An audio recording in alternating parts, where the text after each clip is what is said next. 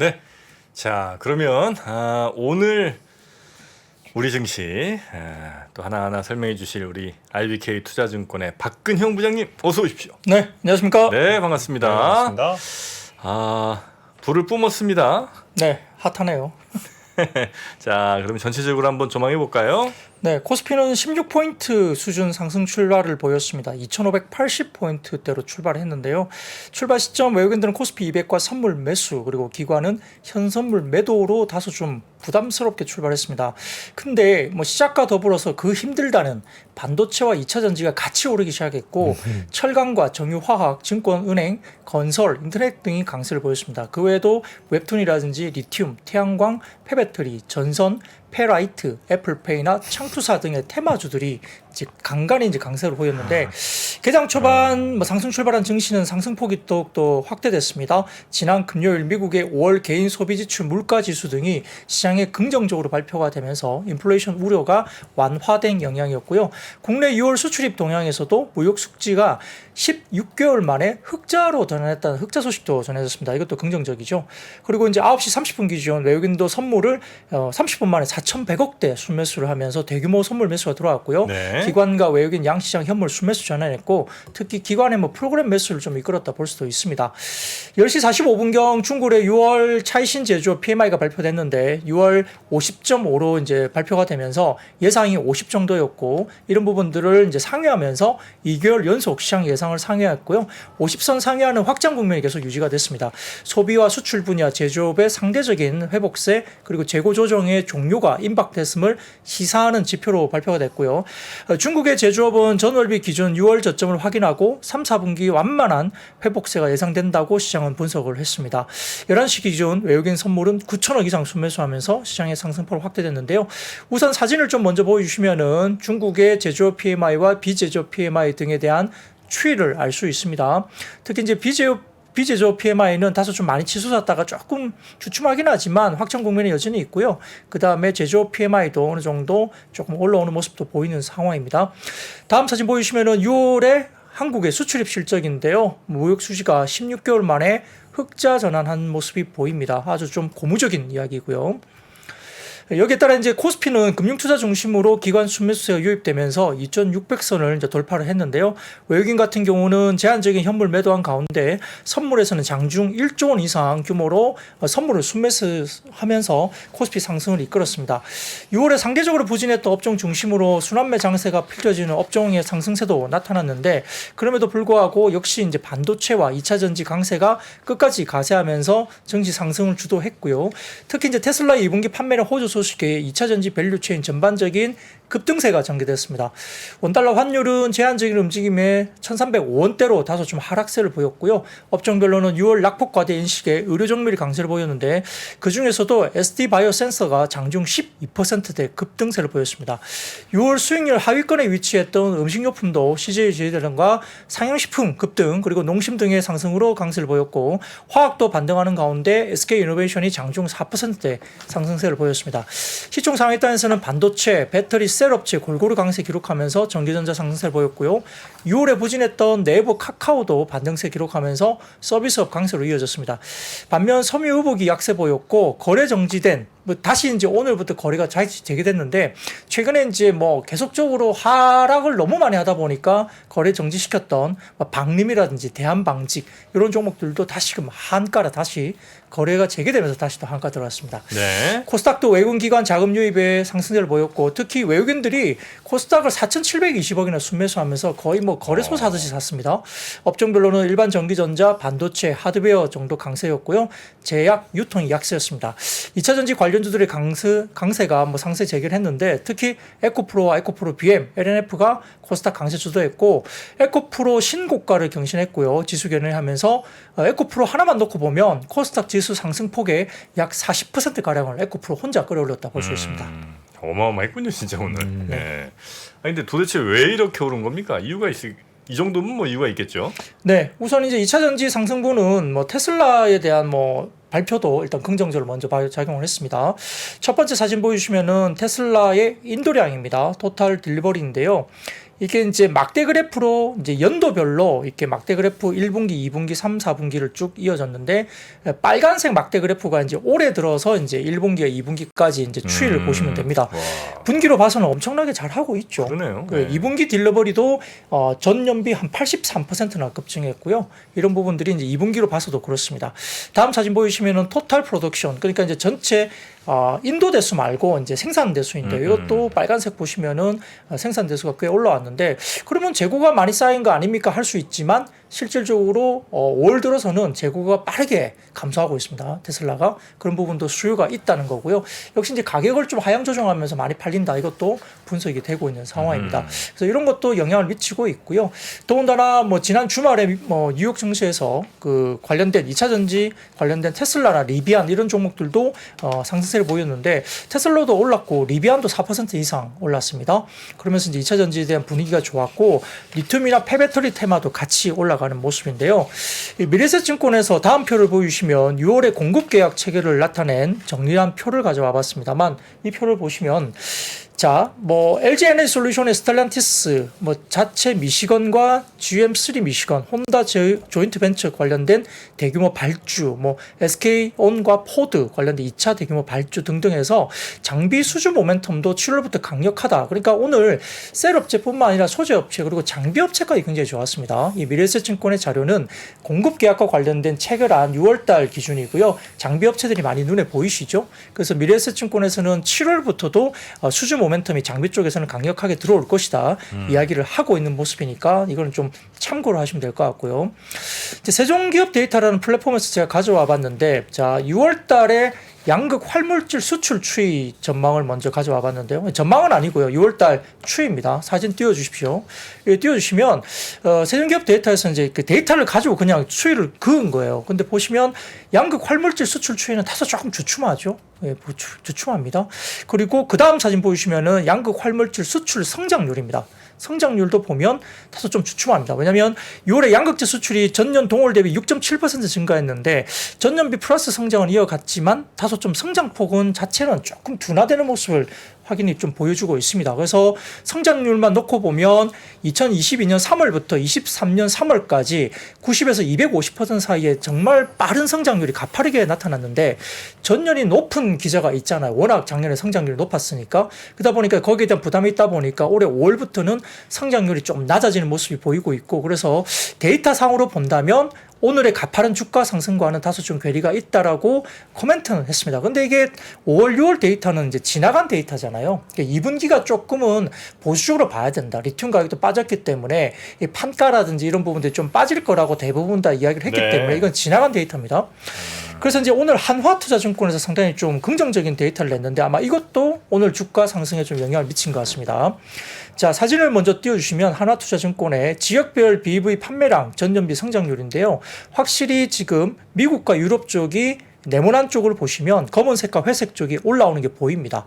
5월에 전 세계 전기차 판매량이 172만 대로 전년비 43% 증가했는데 이 중에 BEV가 81만 대 정도 판매가 되면서 전년비 BEV가 54% 증가했고요. 지역별로 본다면 BEV와 PHEV 판매량을 합쳐서 증가율을 보면 중국이 60% 증가했고 미국이 57% 증가 그리고 유럽이 38% 증가합니다. 그래서 전반적으로 대륙별로 대부분 다 보면은 전기차 관련된 이슈들이 수요가 판매량이 상당히 좀 고무적으로 상당히 많이 튀어오르고 있다라는 걸 보여줍니다. BEV가 아마도 저 순수 전기차일 거고 그렇습니다. PHEV가 플러그인 하이브리드. 네네 맞습니다. 예. 네. 그게 다 합쳐서 성장률이 미국과 유럽이 이제 의미 있게 올라온다라는 평가를 냈고요. 5월에 전 세계 EV형 배터리 출하량은 55기가와트시로 전년비 64%나 증가했는데 CATL이 19.9기가와트시, 비어디가 8.8기가와트시, 그리고 LG 에너지솔루션이 7.4기가와트시 등등입니다. SAI도 2.4기가와트시 등등인데 EV 배터리 사용량과 관련된 다음 사진을 보여주시면 이게 EV와 PHEV 그다음에 HEV를 다 합친 건데요. 이 보시면 보입니다. 자, 먼저 막대 그래프 보시면 22년과 23년, 특히 이제 23년은 약간 회색처럼 보이는 게 23년이거든요. 이게 이제 서로 관련된 배터리 사용량이 총 합계액에 나타나 있는데 이게 보시면은 올해까지 상당히 좀 많이 올라오는 부분이 보이는데요. 특히 이제 YY 성장률이 빨간색으로 표시가 되어 있습니다. 전년비 성장률입니다. 보시면은 CATL도 괜찮고 BRD가 상당히 많이 높게 나왔고 LG에너지솔루션도 상당히 좀 괜찮습니다. 한 뭐 50에서 60% 정도 LG에너지솔루션 올라왔고요. 파나소닉, 그다음에 SK온이 조금 주춤합니다만 SDI도 한 30% 가까이 올라와 있습니다. 그래서 성장률도 보면 아마 LG에너지솔루션도 상당히 높은 성장, 60% 가까운 성장률을 보이고 있고, 뭐 SK온이 조금 주춤합니다만 SDI도 성장률이 좋게 나오고 있는 모습이 다른 데 보이고 비해서는 있습니다. 좀 우리나라 회사들이 떨어지네요. BRD가 성장을 많이 했습니다. 23년에 상반기에 BRD가 좀 좋았고, 뭐 CATL도 괜찮았고, LG에너지솔루션은 뭐 CATL하고 비슷한 성장률이 보이고 있고요. SDI가 조금 처지고 SK온은 조금 이렇게 아쉬운 부분이 그러네요. 있습니다. 네, 그런 부분이 있습니다. 근데 이제 다음 사진 보시면 EV 배터리 세일즈 관련해서 1월에서 5월까지의 이제 표이거든요. 하나투자증권에 나온 건데, 여기 보시면 이제 1월부터 5월까지 누적으로 22년과 23년을 비교해 놨습니다. 이 보시면 될 것 같고요. 이건 이제 중국 시장을 포함이겠죠. 근데 이제 중국 시장을 포함을 하더라도 아마 전년비 성장률이 LG에너지솔루션이 56.5%, 아마 BRD 빼고는 뭐 그래도 상당히 제일 높은 편에 속합니다. CATL하고 비슷하게 합니다만 네. BRD 빼고 나서는 LG에너지솔루션이 상당히 높고요. 그다음에 이제 월간 기준을 보십시오. 오른쪽에 보시면 5월에 대해서 MOM 4월 기준을 보면은 LG에너지솔루션이 32.8% 증가니까 아마 10위권 안에서는 가장 높은 수치입니다. 월간 기준으로 봐서는 그렇습니다. 가장 높은 수치고요. SDI도 보시면 월간 기준으로 보시면 제일 오른쪽에 22.3%로 뭐 거의 두 번째로 높습니다. 월간 기준으로 보시면. 네네네. 그러니까 5월 달은 상당히 잘하고 있다는 거고요. 그다음에 뭐 그 외에 뭐 다른 뭐 종목들은 이렇게 좀 보시면 될 것 같아요. SK온도 8.9%로 아주 처지는 건 아닙니다. 그래서 월간 기준으로 본다면은 아마 LG에너지솔루션이 월간 기준으로서는 탑 10에서는 가장 높은 성장률을 보인다는 거고, 두 번째로는 SDI가 22.3% 정도 월간 기준 성장률이 상당히 좋았다는 겁니다. 그래서 이제 전체적으로 5월 달뭐 2분기 들어서 이제 수요 우려가 있었지만 5월에 글로벌 전기차 판매가 가속화되면서 수요 우려를 불식했다 이렇게 볼 수 있는 상황이고, 아까 말씀드렸듯이 유럽의 테슬라 재고도 5월 말부터 급감했다라고 하나투자연구소는 평가를 했고요. 그래서 이제 2분기 조정 구간에 관련된 일부 살짝 쉬었던 구간은 이제 몇 가지 이슈가 있었는데 2차전지 주요 업체들의 실적이 하회할 것이다. 뭐 컨센서스 대비 하회할 것이다. 2분기에 대한 우려. 그리고 4월에서 5월 사이에 수자 리튬 수입 가격 하락에 따른 양극재 업체들의 뭐 3분기 수익성 약화 우려, 그리고 IRA 세부 사항 발표를 앞두고 미국 내 중국 업체 진입 리스크 점화가 있었는데, 그런 것 때문에 이제 주가가 잘 못 갔는데. 예, 2분기에 좀 쉬었다. 조정을 네. 받았다는 건데, 그러나 다행인 것은 하나투자증권에서는 수자 리튬 수입 가격이 6월에 반등을 했고 지금 바닥권에서는 70% 정도 이상 올라왔기 때문에 양극재 업체들의 수익성 악화 우려는 과도하다는 점을 이제 코멘트를 냈습니다. 그러다 보니까 이제 단기 실적보다는 뭐 하반기 이후의 기대감 때문에 주가는 좀 긍정적으로 봐야 된다는 언급을 했고요. 다만 이제 분리막과 전액 이쪽도 좀 봐야 된다. 그리고 하반기에는 중장기 성장성이 좀 핵심인 실리콘 응급제나 CNT 기업들에 관련된 부분들도 좀 보자라는 코멘트도 덧붙였습니다. 두 가지 정도 자료를 좀 더 보여드리겠는데요. 2차 전지 관련된 PER 관련된 뭐 이슈입니다. 이게 2020년부터 23년까지 뭐 최근까지 2차 전지 업체들의 PER 최고치와 최저치가 이제 검은색 선으로 되어 있습니다. 검은색 선이 가장 최고치와 최저치의 PER 놓여 있는데 상대적으로 최근 3년치의 PER 기준으로 봤을 때는 LG에너지솔루션과 SDI가 거의 바닥권까지 다시 빠진 거고요. 절대 PER은 조금 높은 편입니다만 그 PER 밴드로 상에서는 상당히 저평가 낮게 빠져 있는 구간입니다. 상대적으로 뭐 따지면 LNF도 좀 빠져 있죠. 조금 상대적으로 높은 게 SKIT가 아마 3개년차 PER 밴드에서는 조금 높은 편에 속하고요. 근데 이제 절대 PER이 높기 때문에 이게 뭐 싸냐 이렇게 말씀할 수 있겠지만은 이제 우리가 이제 PEG라고 해가지고 이 PER이 높다 하더라도 성장률이 이만큼보다 더 높게 나오면 PEG가 이제 1배 미만으로 따지면은 상대적으로 싸다 이런 논리도 있잖아요. 그러다 보니까 앞으로 이제 성장률이 이런 PER을 어떻게 극복할 것이냐 부분도 좀 봐야 되겠죠. 그래서 네. 성장률이 이 PER보다 높게 나오면 PEG 개념으로서는 아직은 좀 싸다라고 접근을 할 수는 있는 거고요. 그거는 이제 각 사들의 성장률을 좀 잘 보면서 판단을 좀 하셔야 될 것 같고. 그렇죠, 맞습니다. 뭐 절대 PER은 네. 지금 높은 것은 거의 94.5배도 나오잖아요. 100배 가까이 되니까 이 네네, 정도면 이제 그렇습니다. 일반적인 네. 생각으로는 아무리 성장률에도 좀 너무 비싼 거 아닌가 생각이 좀 들 수도 있는데 네네, 그 그렇습니다. 성장률로 또 계산한 PEG 같은 걸로 본다면 이게 정말 비싼 건지는 이제 각 사별로 따로따로 좀 떼서 맞습니다. 봐야 되는 거고요. 네네, 뭐 성장이 2배 이상 계속 성장하면 뭐 PER이 정도는 오히려 싼 거죠. PEG 개념은 한 배 미만이니까. 뭐 그런 식으로 이제 설명을 하는 쪽도 있다는 겁니다. 그리고 다음 사진 보시면은 이제 2차 전지 대표 업체의 올해와 내년 합상 영업이익 컨센서스 추이 지표인데요. 이 보시면은 빨간색이 올해 이제 영업이익 컨센서스고 24년 관련된 검은색이 내년입니다. 그 영업이익 컨센서스가 엄청나게 올라가죠, 내년에. 네. 그러니까 합산입니다. 합산. 이게 이제 줄을 보시면 LG엔솔, SDI, 뭐 롯데 에너지 머티리얼즈, 에코프로비엠, LNF, 솔루스첨단 소재, 첨보, SK IT 이 종목들에 대한 합산 영업이익 추정치입니다. 그러니까 현재 추정치가 24년도가 올해보다 훨씬 높게 형성돼 있죠. 그러다 보니까 내년의 성장성도 충분히 있다는 이야기를 이제 하나투자증권이 하고 싶어서 이런 이야기를 한 것 같아요. 그러니까 현재 PER은 23년 추정치잖아요. 예를 들어서 24년치가 검은색 실선이 훨씬 높게 형성되어 있기 때문에 뭐 각사별로 좀 차이는 있겠지만 합산은 상당히 높게 형성되어 있어서 그만큼 이제 영업이익이 훨씬 더 높게 나올 거기 때문에 뭐 이런 추정치를 충분히 갖고 이제 이해를 하자라고 이렇게 설명을 하는 것 같습니다. 근데 이제 지금 이제 채팅창에서도 많이 말씀하시는 게 이런 예를 들어 성장성 혹은 뭐 실적 아니면 뭐 테슬라의 판매량 이런 것 때문에 오늘 이렇게 오른 거냐 아니면 에코프로 같은 경우에 그 공매도가 밀리면서 저 숏스퀴즈가 나온 거냐 이제 요거에 대한 논란이 좀 있거든요. 뭐 요거에 대해서는 혹시 뭐 좀 시장에서 판단이 좀 나온 게 있나요? 뭐 우선은 네. 사상 최고가니까 네. 이론적으로 정황만 봤었을 때는 이제 공매도 세력도 버티기에는 좀 어렵다 네. 이렇게 볼 수가 있는 구간까지 와 있는 거죠. 네, 그러니까 그렇죠. 그러니까 정황상으로는 그랬을 가능성, 개연성이 높다고 봐야 되는 게 맞지 않을까요? 신고가 냈는데 거기서 누가 버틸 수 있을까요? 2분기에는 많이 공매도를 쳐놨겠죠. 왜냐하면 대부분 증권사 리포트들이 2분기를 굉장히 보수적으로 전망을 했고 모증권사에서는 뭐 지난번에 제가 말씀드렸지만 3분기에 그 판가가 거의 절반 반토막 난다는 제가 표도 보여드렸잖아요. 그때 모 증권사에서 나온 네. 리포트를. 그래서 이렇게 빠지면 주가가 못 오르지라고 생각할 수밖에 없는데 그러면 뭐 숏을 많이 쳐놨겠죠. 근데 이제 에코프로가 오늘처럼 그렇게 올라가 버리면 견딜 수 있었을까요? 아마 숏 커버가 나왔다고 그냥 우리가 이제 정황상 보면 뭐 그럴 거라고 추정을 할 수 있는 거죠. 근데 물론 데이터는 봐야 되겠죠. 따로. 다시 이제부터 한번. 중요한 거는 이제 7월부터 이렇게 에코프로가 스타트를 끊어버리면 문제는 이제 다른 기업들로 이게 다시 또 선순환이 일어나느냐가 되게 중요하거든요. 그러니까 오늘 같은 경우도 포스코 퓨처엠이라든지 SDI나 뭐 LG에너지 솔루션이 움찔하는 것들은 있었는데 사실 상승률만 봐서는 따라가지는 않아왔거든요. 다른 회사들이 그렇죠. 그러니까는 이제 우리가 여기서 이제 더 이제 기대해 봐야 될 거는 이런 에코프로에 대한 반응이 시장의 새로운 신호탄이 되어 주는 것인지 아니면 단순한 유동성 쏠림에 대한 영향 정도인지 이거는 이제 이번 주 중에도 사실 상당히 중요한 사안이 될 것 같아요.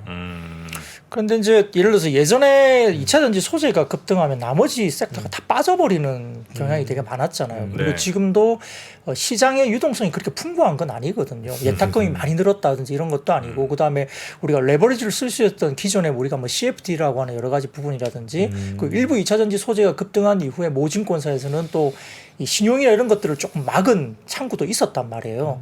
그 유동성이 풍부하지 않음에도 불구하고 2차 전지가 많이 올라가는데 다른 섹터도 같이 올라갔죠. 특히 반도체도 그렇고. 네. 그 시장이 그렇게 오늘의 성격은 나쁘지 않았다 보이는 거예요. 2차 전지 쏠림에 딴 게 빠져버리고 2차 전지만 급등 이래버리면 과거처럼 또 그런가? 쏠림에 대한 이야기를 할 수 있지만 네. 오늘은 그러지는 않았다는 거고요. 그러니까 이 섹터에 대한 관심들도 많으시지만 일단 오늘은 이제 에코프로가 같아요. 그 주인공이. 그렇죠. 네, 주인공인데 그러니까 이 친구가 숏 퀴즈가 나오면서 20%가 간 건지 아니면 20% 갔으니까 이제 숏들을 다 죽었다는지 이렇게 생각해야 맞는 건지 혹은 이제 이 숏 세력들 혹은 뭐 숏 친 사람들이 스퀴즈 당했다고 볼 수 있는 증거가 혹시 나중에라도 뭐 이렇게 뭐 매도나 뭐 이런 거 보면 알 수는 있는지 아니면 그건 뭐 전혀 모르고 그냥 우린 그냥 그렇게 추정만 하고 넘어가야 되는 건지가 좀 궁금합니다. 알 수 있는 건 뭐 그 숏 친 사람한테 직접 계좌를 보지 않고 사실 뭐 알 수는 그동안에 없고요. 공매도 주체가 누구였는지도 파악하는 거가 되게 중요하고 네. 또 그리고 이제 외국인 수급도 상당히 영향을 많이 줄 거거든요. 특히 네. 이제 코스닥 시장 아까도 오늘 거래소만큼의 그렇죠. 4,700원 넘게 외국인들이 네네. 코스닥을 샀으니까 그렇습니다. 그러면 외국인들이 뭐 사서 끌어올려 버렸으면 사실 외국인 수급이 그 정도 찍힐 때는 시총 상위주에 몰릴 때거든요. 음. 그러니까 지금으로는 결국 에코프로나 에코프로비엠에 대한 외국인 투자자들의 스탠스 변화가 그 공매도 스퀴즈 부분과도 상당히 많이 매칭될 수 있는 여지 등은 좀 큰 걸 거예요. 그러니까 앞으로도 이번 주에도 그 코스닥 시장에서는 외국인 수급 부분에 대해서 조금 더 면밀히 모니터링하는 것이 필요할 수도 있겠죠. 근데 뭐 쇼스퀴즈를 하는 쪽도 있고 또 공매도를 오늘도 또 하는 사람도 있었겠죠. 또 그죠? 신규 매도도 있겠죠, 당연히. 그러니까 플러스 마이너스를 우리가 뭐 정확하게 알 수도 없고 또 누가 했는지는 뭐 우리가 계좌를 확인하지 않는 바에는 알 수는 없죠. 맞습니다. 근데 정황상 이제 그런 거고 외국인들이 아까 말씀드린 것처럼 이제 거래소가 이제 코스닥보다는 굉장히 좀 크잖아요. 뭐 예전에는 뭐 10배 정도 크다 뭐 이렇게 생각하는 정도도 있었는데 그 수급이 4,700억 대 이상 이제 코스닥에 들어왔다면 네네. 이제 거래소를 뭐 거의 한 3, 4조 샀다고 이제 뭐 그냥 시장 규모로만 보면 그렇게 볼 수도 있던 상황이거든요. 그러니까 엄청나게 산 겁니다. 그러다 보니까 좀 뭔가 이제 에코 프로만 급등하다 보니까 네네. 정황상 그랬을 거구나라고 생각하는 거고요. 추정을 그러니까, 하는 겁니다. 예, 이게 이제 예를 들어 전체적으로 뭐 2차 전지들이 뭐 15% 20%씩 다 올랐으면 2차 전지 쪽에 뭐가 왔나 보다 이제 이런 생각을 할 텐데 대체로 다른 친구들 물론 이제 올랐습니다만 뭐 5% 혹은 뭐 3% 이렇게 이제 많이 오르다가 이 큰 종목이 이 작은 종목도 아닌 이 맞아요. 큰 종목이 20%가 올라 버리니까 이거는 쇼스퀴즈 아니냐 이제 이런 분석들을 아마 우리 댓글에서는 좀 많이 하시는 것 같고 그렇죠. 맞습니다. 아무래도. 근데 이제 아직 그렇게 보기엔 그 공매도 잔량이 뭐 1조 2천억인가 이렇게 남았다는 거 또 댓글에서 보니까 그렇던데 그 정도면 아직 스퀴즈 당할 사이즈는 아니지 않나 이제 이런 얘기들도 좀 하시는 것 같고요. 근데 궁금해서 좀 아마 여쭤봤습니다. 숏을 꽤 지금보다 상당히 낮은 구간에 쳤지 않았을까요? 예를 들어서 금요일 구간에 숏을 쳐도 20% 떠버리면 못 견딜 거예요. 만약에 금요일 날 그냥 숏을 쳤다고 가정을 하더라도 네. 오늘 20% 떠버렸잖아요. 그 숏은 보통 보면 공매도 하려면 대차를 빌려야 되니까 금리가 네. 단계 높습니다. 네. 그 금리 다 줘야 되고 오늘 20% 떠버리면 그 금요일 날 만약에 지난주 금요일 날 하루 전에 예를 들어서 거래일 기준으로 했다면 그 사람은 거의 한 30% 가까운 손실이 하루 만에 나버린 거거든요.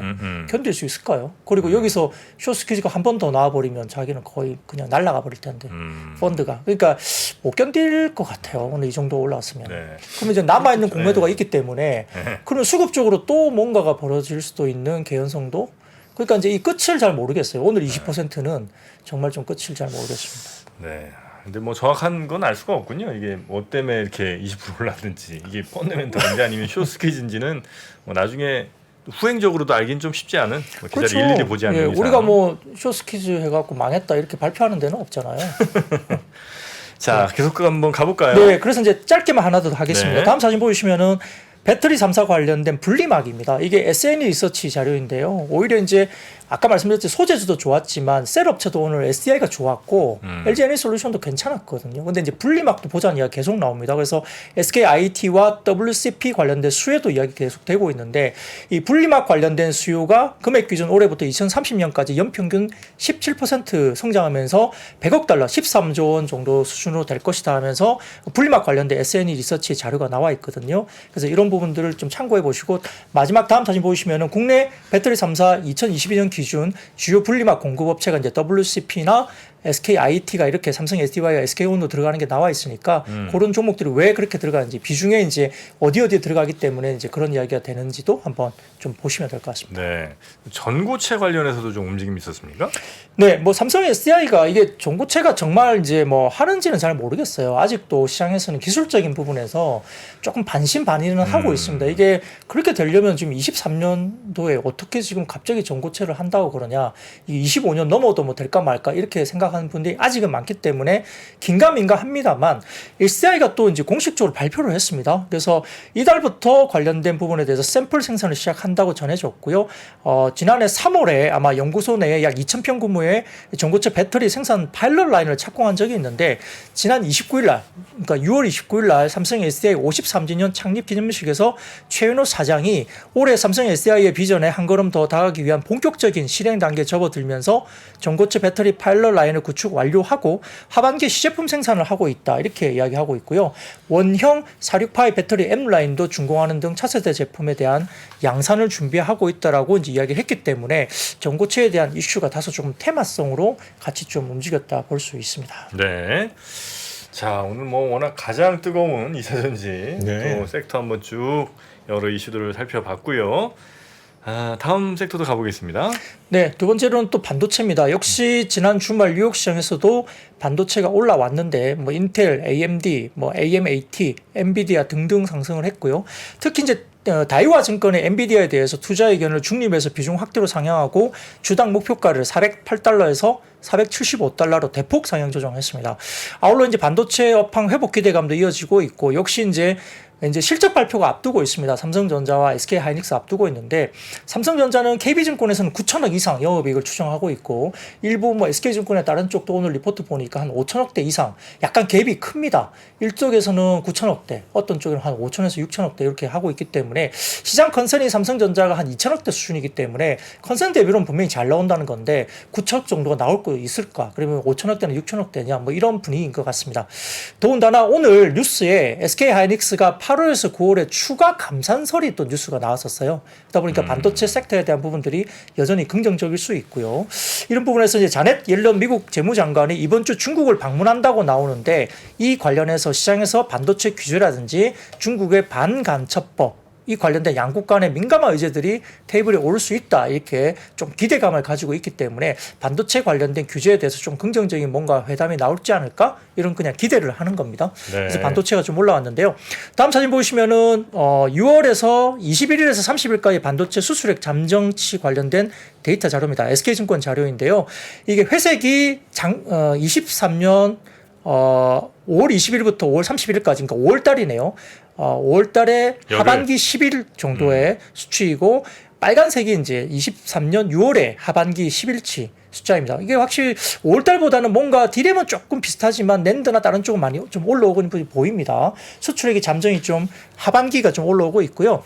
다음 사진 보시면은 회색이 5월이고 빨간색이 6월입니다. 그래서 월간 단위로 봤을 때도 디램은 조금 아쉬운데 그다음에 낸드나 뭐 다른 쪽은 많이 올라옵니다. 그래서 전반적으로 디램 같은 경우는 또 메모리 쪽은 가격이 HBM이나 이런 것들 때문에 평균 판매 단가 블렌디드 ASP는 올라온다고 이야기되고 있거든요. 왜냐하면 HBM이나 DDR5가 DDR4보다 5배에서 7배가 비싸기 때문에 물량이 좀 적더라도 일단 가격적인 부분들은 플러스권으로 돌아섰을 것이라고 추정을 하는 것 같습니다. 그래서 이제 다음 사진 보시면 이게 HSBC에서 나온 자료입니다. 해외 쪽에 IB 쪽에서 리포트가 나왔는데 네. DDR의 침투율이 서버가 올해는 연말 20에서 25% 그리고 PC는 올해 연말 약 23% 정도 수준까지 올라오는데 DDR5 관련된 부분이거든요. 그래서 이 부분들이 이제 하반기에 상당히 많이 올라오고 있고요.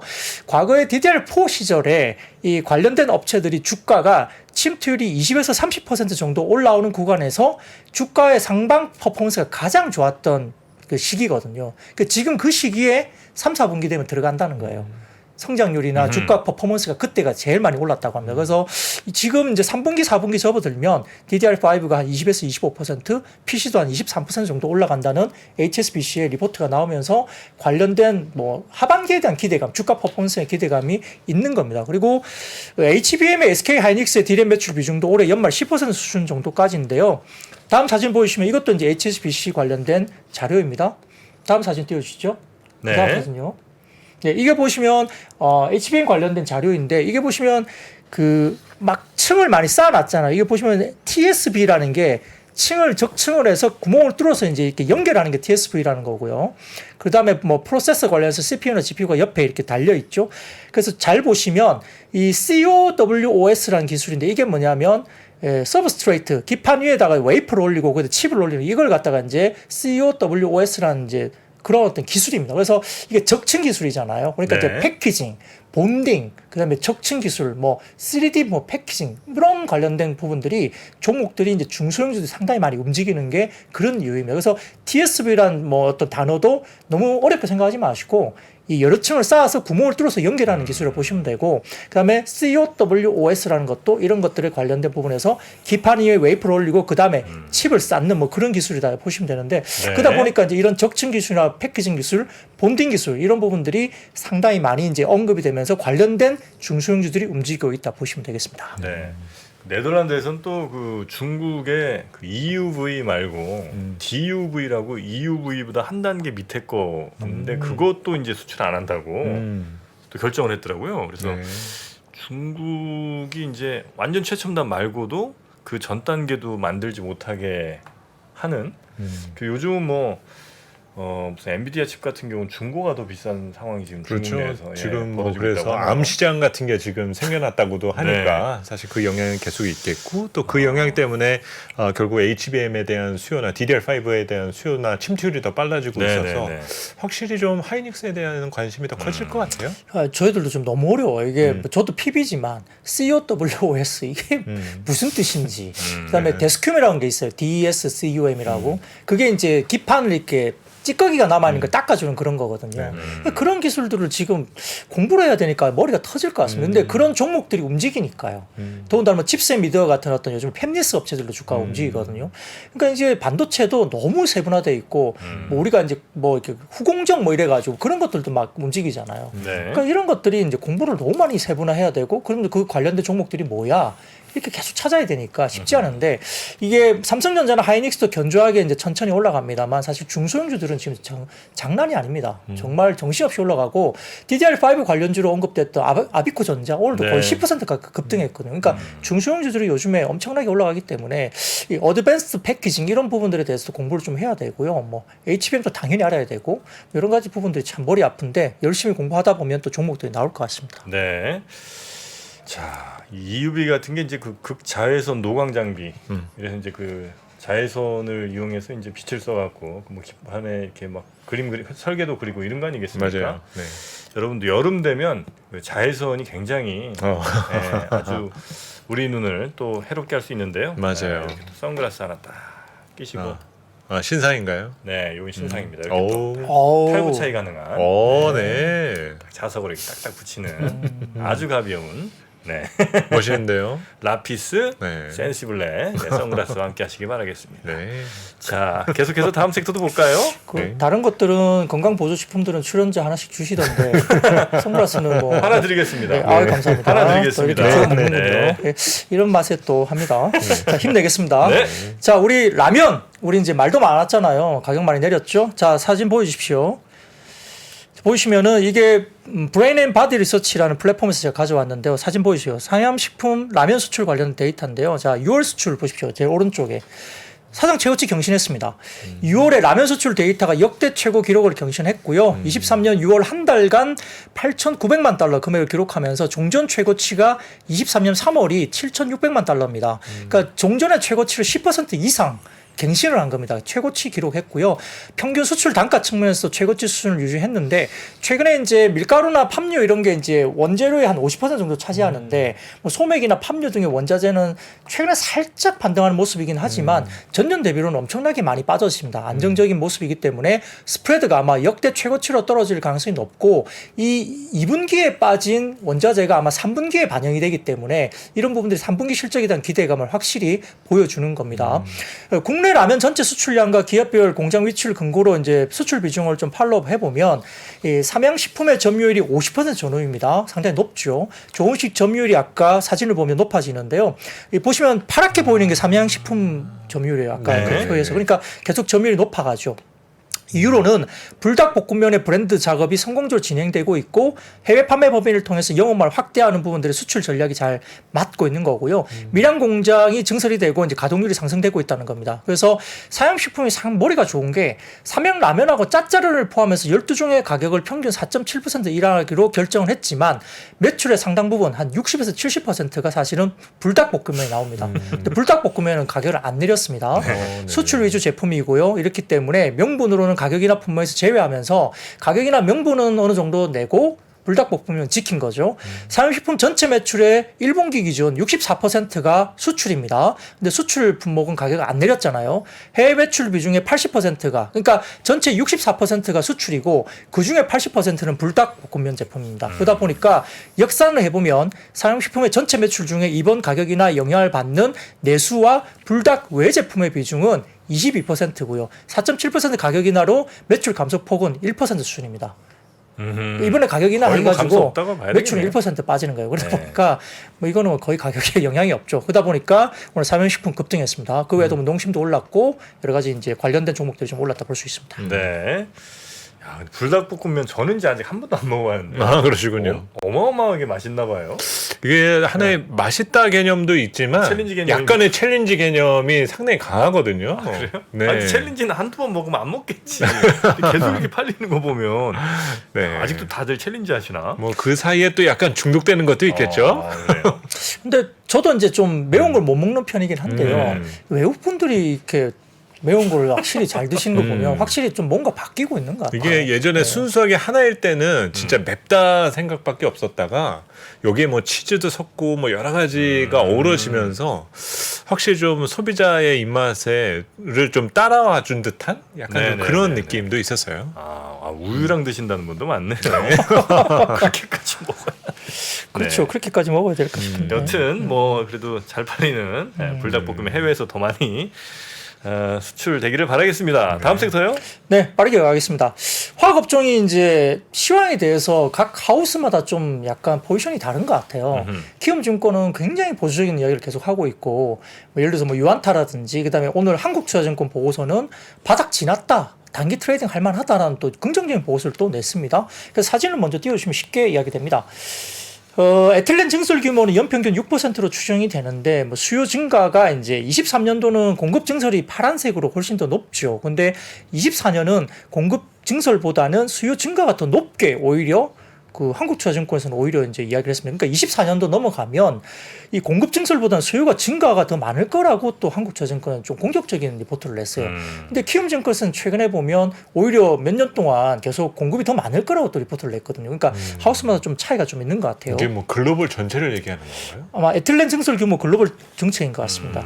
그래서 뭐 일본 경제 산업성에 대한 산업 자료를 가져온 걸로 보이는데 자료 네. 줄을 보니까 그렇습니다. 다음 사진 보시면 화학업종 영업이익은 작년 4분기 바닥이 굉장히 좀 마이너스권이었고 점진적으로 지금 올해 1분기부터 지나가면서 2분기 플러스권으로 전체 이제 화학업종에 대해서는 이제 플러스권으로 보는 것 같아요. 근데 이제 LG화학 하나솔루션은 같이 끼어져 있고 롯데케미칼이나 뭐 여러 가지 부분에서는 롯데케미칼에서는 롯데정밀화학과 롯데에너지머티리얼즈 실적은 또 제외했다고 합니다.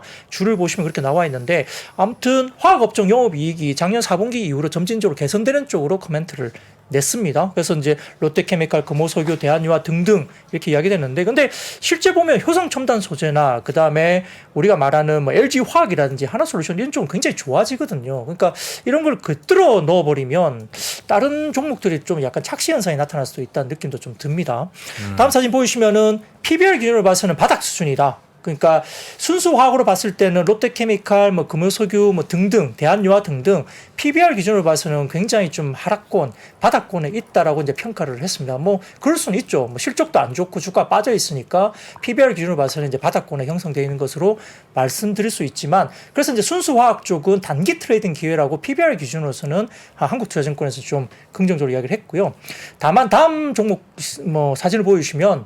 중국의 대규모 증설 확대로 역내 공급 부담이 좀 확대된다. 이건 인정을 했거든요.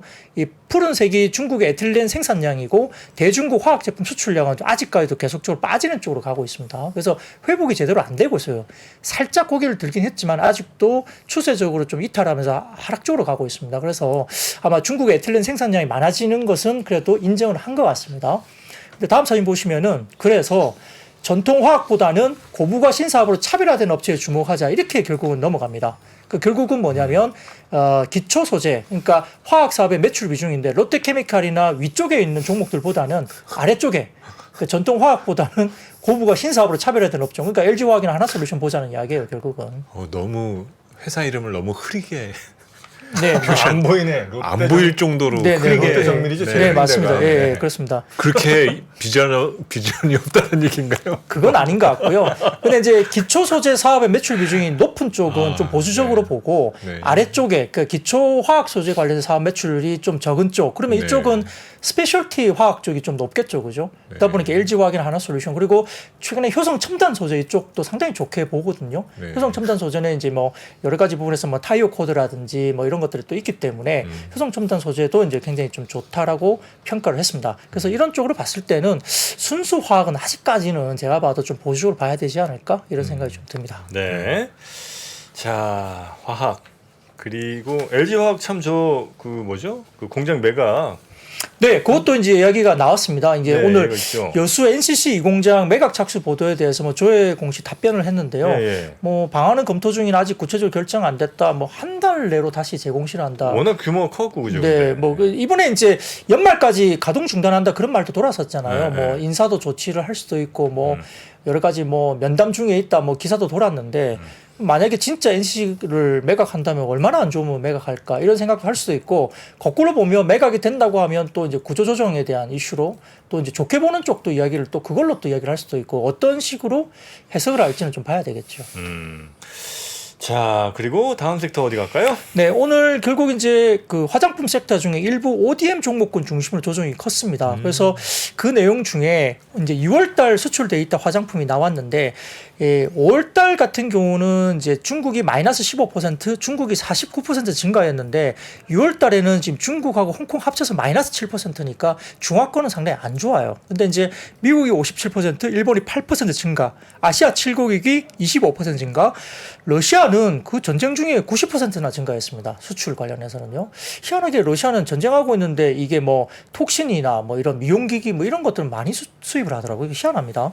그래서 오늘 ODM 관련된 종목군들이 이제 중심으로 많이 빠졌는데 한국콜마나 코스맥스, CNC 인터내셔널 등의 주가가 하락했는데 하나증권에서는 장중에 특별한 하락 이유는 없다라고 이제 이야기를 했고요. 오히려 ODM 의존적인 뭐 중소형 브랜드사 실적 호조이기 때문에 오히려 견조한 실적이 2분기에도 나올 것이고 이에 따라서 ODM이 우호적일 것으로 보이고 있어서 하나증권에서는 공식적으로는 긍정적으로 본다. 오히려 뭐 비중 확대 기회다 이렇게 이야기를 했고요. 근데 다음 사진 보시면 오늘 실리콘2라는 종목은 급등했습니다. 그래서 이제 이게 다음 사진 실리콘2? 예, 이게 화장품 플랫폼 기업입니다. 이 실리콘2가 이제 중국의 비중은 별로 없고요. 중국 외에 다른 지역으로 해서 이제 플랫폼 쪽에 실리콘2에다가 올리면 이걸 이제 수출을 막 하는 거죠. 상품 판매를 하는 겁니다. 이게 이제 매크로 트레이더라는 플랫폼에서 가져와 봤는데 이게 이제 실리콘2와 관련된 뭐 이게 오렌지 색깔이 성남 화장품 수출에서 코스메카 성남 쪽을 뺀 데이터가 오렌지 색깔이고요. 성남 지역을 얘기해 주는 건가요? 그렇죠. 이제 이게 뭐냐면은 코스메카 성남을 뺀 겁니다. 그래서 이제 전체적으로 성남 화장품 수출액을 이제 코스메카 관련된 부분들 뺀 데이터가 오렌지 색깔이고 파란색이 이제 실리콘2 매출액 추정입니다. 2분기. 네, 그리고 실리콘2의 매출액 변화율 QOQ로 전분기 대비 매출액 성장률인데 2분기도 성장을 했을 것으로 보이고 있고 성장률이 계속적으로 올라오고 있는 겁니다. 그래서 그게 왜 그런가 하면 이제 뭐 회사들이 성남에 있기 때문에 아마 그런 것들이 추정이 되는 것 같아요. 그러니까 성남의 데이터가 나오는데 성남에 그럼 어떤 회사가 있어 이런 것들을 가지고 이제 가는 거죠. 그래서 이제 여러 가지 부분에서는 이제 이 그 실리콘2 관련된 부분들이 이 관련 데이터가 이루어지면서 상당히 좀 수출 데이터 증가율로 보면 실리콘2가 2분기 전분기 대비 30% 가까이 성장했을 것으로 추정이 되면서 일단 나오는데 근데 약간의 레깅은 있습니다. 데이터 레깅이 있기 때문에 추이를 좀 참고해 보시면 성장세에 대한 부분들은 긍정적이다. 이게 보고 아마 오늘 실리콘2는 좀 급등한 거 아닌가 싶습니다. 네. 오늘 확실히 수출입 데이터를 기초해 가지고 나온 내용들이 많네요.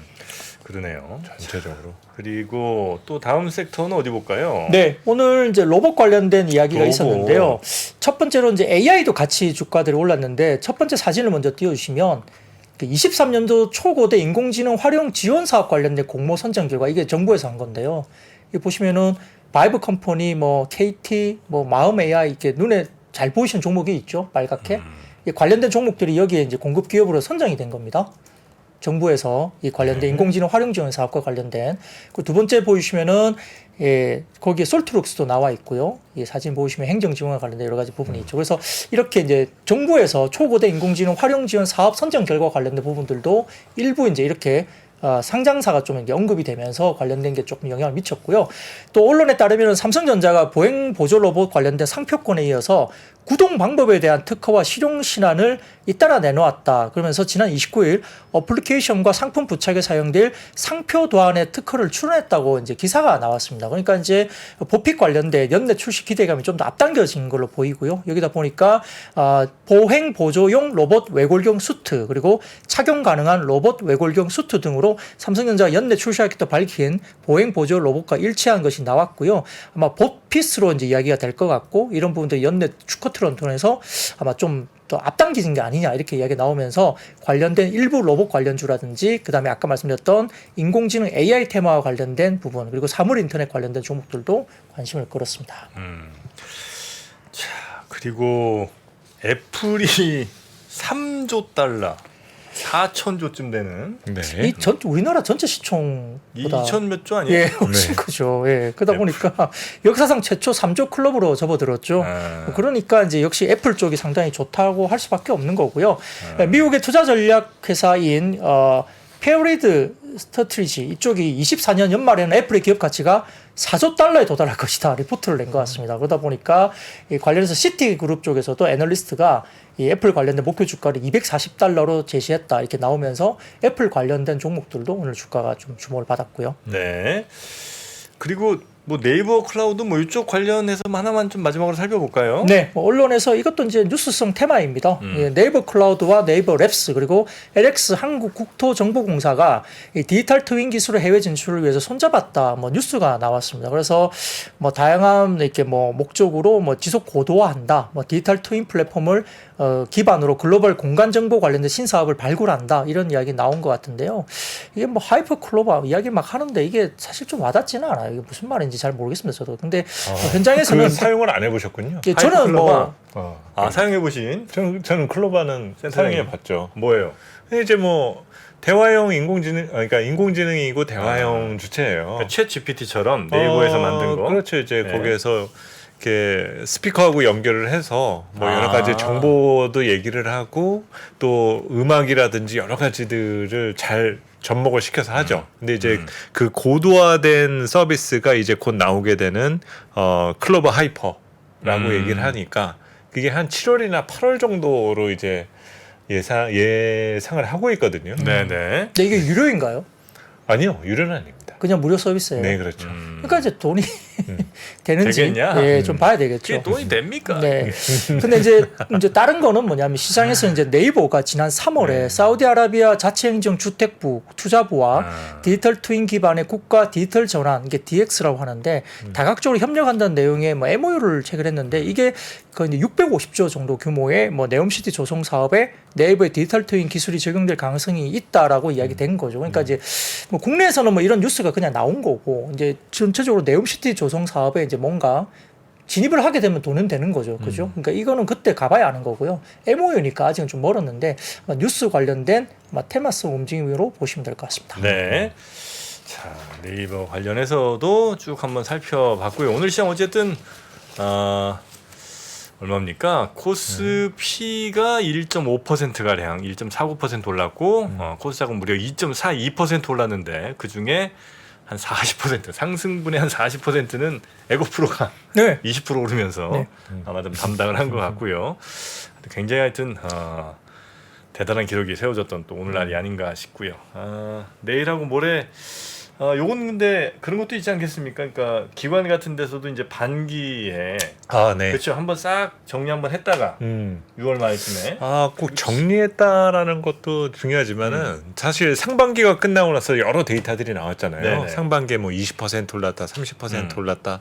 그래서 저도 나오기 전에 미국 주요 지수하고 코스피가 6개월 20%, 30% 올랐을 때 다음 3개월, 6개월, 12개월이 어떻게 됐냐라는 걸 쭉 한번 봤어요. 네. IT 버블 때 정도를 제외하고 나서는 계속 오르기만 했더라고요. 그렇습니까? 네, 그래서 뭐 좀 희망적으로 시장을 볼 필요도 있겠다. 왜냐면 지금 뜨거운데 네. 이걸 뭐 스스로 가라앉힐 필요까지는 없거든요. 물론 이제 너무 이제 시장에서의 어떤 쏠림이나 어떤 투기적인 것을 조장할 필요까지도 없겠지만은 뭐 시장에서 이런 기대 등이 반영되고 있다라는 것도 분명히 팩트인 너무 부분이기 외면할 때문에 필요도 없는. 그렇죠. 괜히 우리가 그냥 주저앉아 있을 수는 없는 거지 않습니까? 그냥 데이터상에서 좋아지는 것들이 있으면 즉각 대응을 해봐야 되는 거예요. 네네. 사실 뭐 작년에 이제 약세론에 대한 아주 뜨거운 반응들이 있었잖아요. 그 사고만 갖고 반년을 지냈으면 거의 뭐 손 빨고만 있었던 상황이 아닐까. 그렇죠. 예, 네, 그러니까 뭐 작년 연말에 하긴 막 되게 안 좋은 전망도 많이 그렇죠. 나오고. 거의 그때는 그냥 다 약세였어요. 네. 다 뭐 침 채우고 골로 간다 그 말만 했잖아요. 네. 근데 이제 물론 이제 지금 너무 이제 좋은 이야기에 대한 우리가 또 너무 네. 치우침도 조심을 경계를 네, 해야 네, 되는데 네. 어쨌든 시장에 대해서는 EPS라 이런 것들을 봤을 때는 그렇다고 해서 아주 고평가된 시장은 아닌 거거든요. 지금 2,600 정도 수준에서는. 정프로 7월 중에 네. 반 이상 좀 정리를 해야 될 것 같습니다. 분위기가 정프로는 이제는 현명해졌습니다. 그렇군요. 네. 이렇게 좋은 분위기, 정프로는 갑자기 또 판단이 섭니다. 내일 제가 아침에 오랜만에 출연하거든요. 아 그렇습니까? 예, 내일 제가 새로운 질서라는 타이틀을 가지고 내일 아침에 또 오는데 New Order, 네, 뉴룰. New Rule. 네. Yeah. 그래서 한번 그 내용 들어보시고 예. 생각해 보시죠. 네. 알겠습니다. 내일 또 하반기 전략을 네네. 우리 본부장님과 함께 센터장님과 함께 네. 들어보도록 자, 하겠습니다. 우리한테 중요한 건 장이 오르든 내리든 수익 나는 종목만 찾으면 된다. 내가 갖고 있으면 그렇죠. 된다. 네, 그렇죠. 네. 장이 빠져도 수익 나는 종목을 갖고 있으면 돼요. 네. 그걸 찾으면 될 것 같습니다. 좋습니다. 자, 그러면 우리 박근영 부장님은 여기서 인사드리고요. 박근영 부장님 가시기 전에 선글라스 꼭 하나 받아가시기 바라겠습니다. 라피스 센시블레. 고맙습니다. 감사합니다. 시간이 흘러도 변하지 않는 여러 가지 원칙과 사고 체계는 존재하거든요. 대가들의 사고 체계, 투자 기법이 아니라 생각의 방법. 그런 거를 분해를 해서 재구성을 해서 하나의 어떤 틀로 조합을 하는 과정이 필요한 것 같다. 라쿤 자산운용 홍진채 대표의 거인의 어깨에 19년간 초과 수익을 달성한 그가 어떻게 주식 대가들의 투자법을 활용했는지 이 책에서 최초로 공개합니다. 대가들의 검증된 투자법을 여러분의 눈으로 직접 확인하시죠.